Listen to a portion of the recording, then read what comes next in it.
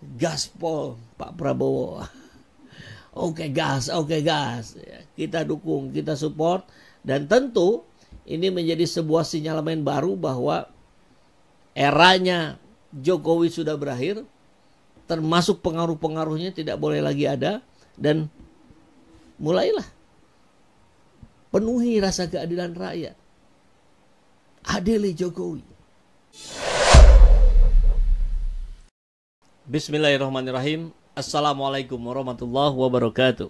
Selamat datang di ruang kedaulatan rakyat, di mana kebebasan berekspresi tak boleh dibungkam.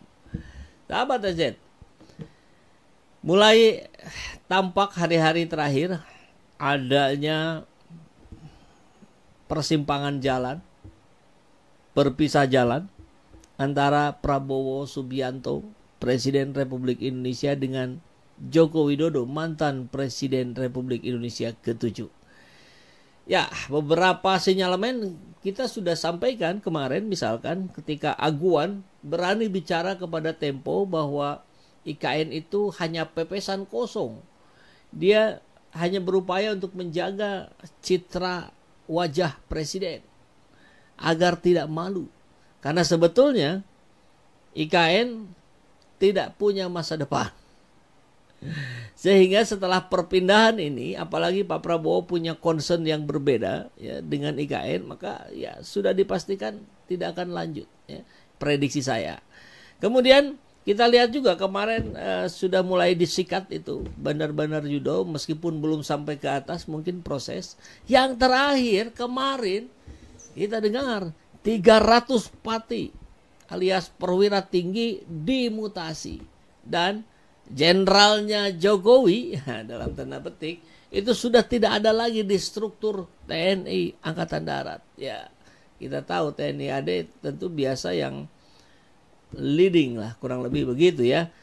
Mari kita simak apakah ini tanda-tanda kebaikan. Prabowo akan kembali menemukan pusakanya sebagai presiden yang tidak bisa diganggu oleh kepentingan apapun, terutama kepentingan Mulyono. Ya, kita lihat. Ini menarik kan judulnya. Apakah ini bagian dari, tanda petik juga sebenarnya ini, kudeta tipis-tipis? Kemarin ada kudeta ya di Syria. Itu luar biasa, itu tangan besi, kekuatan yang mutlak ya. Dari ayahnya diturunkan ke dia. Mungkin mau ditiru sama Jokowi, tapi gagal. Bisanya hanya nyampe ke Wapres. Tapi ternyata di Suriah pun tumbang kemarin. Ya. Kenapa? Rakyat sudah muak. Jadi jangan sampai rakyat berada pada titik kulminasi kemuakan, kejengkelan, kemarahan kepada pemerintah. Nanti bisa terjadi seperti yang di Suriah. Nah, saya kira Pak Prabowo tentu memperhatikan itu juga. Akhirnya publik juga berharap. Saya kira banyak sekali, kalau tidak dibilang mayoritas dari katakanlah mantan pendukung 01 kemarin, Anies Mohaimin, mendukung kok. Kita dukung Pak Prabowo untuk bersih-bersih. Iya kan? Kan tujuannya sama gitu. Tinggal bagaimana ketika Allah sudah mentakdirkan Prabowo yang jadi presiden, maka mari kita dorong, maka mari kita bantu Pak Prabowo untuk membersihkan korupsi, untuk membersihkan dari orang-orang yang toksik dan sebagainya. Mungkin dalam rangka itu juga. Kemudian hari ini tak ada lagi jenderalnya Jokowi di struktur TNI AD. Kita lihat ya. Kita mulai dulu dari kabar ini, daftar lengkap 300 perwira tinggi yang dirotasi Panglima TNI. Daftarnya sangat banyak, tentu berbagai alasan, ada yang mau pensiun, ada yang segala macam ya. Itu seperti biasa, cuman yang menjadi clue-nya adalah ketika orang-orang dekatnya Jokowi tidak lagi berada di struktur. Nah, ini yang penting. Telah resmi ditetapkan rotasi dan mutasi 300 pati perwira tinggi TNI terdiri dari 143 TNI AD, 92 pati TNI AL, 65 TNI AU. Kata Kapuspen TNI Maijen TN Haryanto dalam keterangannya kemarin. Nah, ini orang-orangnya Capek juga kalau dibaca satu-satu, ada 300. TNI AD, TNI AU, TNI AL. Udah.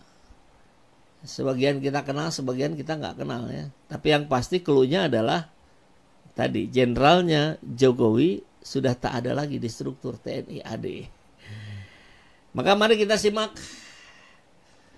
pengamatannya.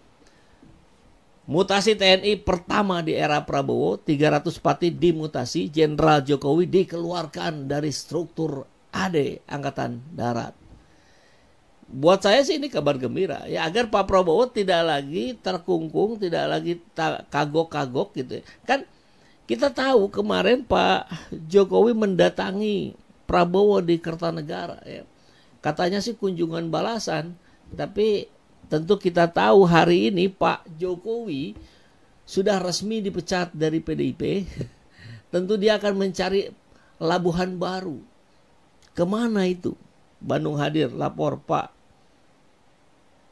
Buang saja piaraan Mulyono. Waduh, semoga awal yang baik. Mantap Pak Prabowo. Saatnya Prabowo bersih-bersih. Lihat. Nih, sahabat Ecet nih.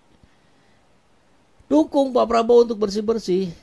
Jadi cari koruptor juga jangan ke Antartika Pak katanya. Di antar kita aja. Artinya orang-orang dekatnya Bapak gitu.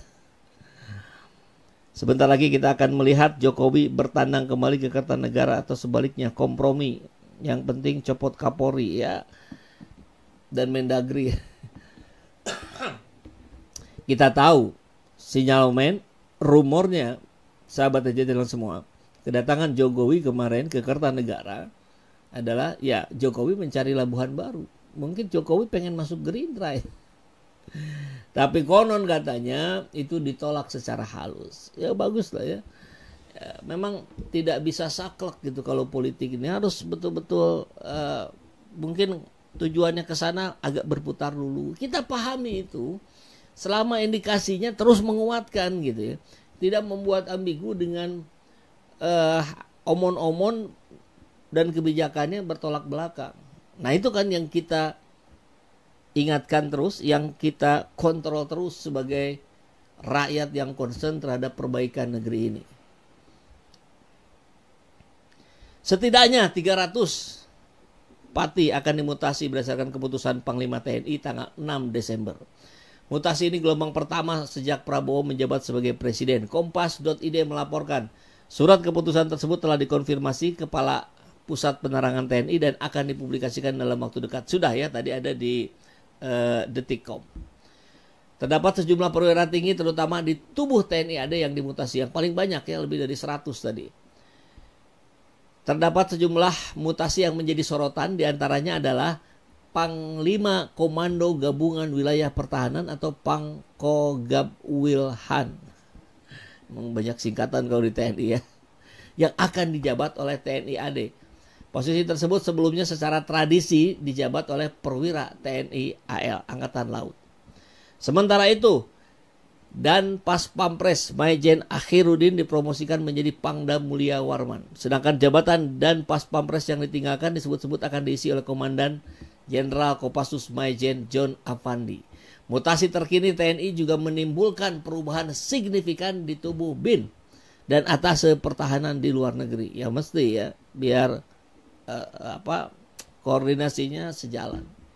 BIN disebut akan dikepalai oleh Muhammad Herindra yang sebelumnya menjadi Wakil Pertahanan saat Prabowo menjadi Menteri.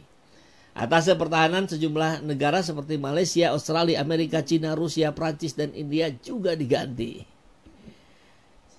Kolonel Yose Rida menjadi Atase Pertahanan RI di Amerika Serikat. Kolonel Laut Sumartono menjadi Atase Pertahanan di China, dan seterusnya dan seterusnya. Nah, ini menunjukkan upaya untuk konsolidasi kekuasaannya Prabowo. Ya, disampaikan oleh konsultan pertahanan di PT Semar Sentinel, Alman Helfas Ali. Hal tersebut ditujukan dengan banyaknya mutasi jabatan strategis di TNI AD, BIN, dan Kementerian Pertahanan.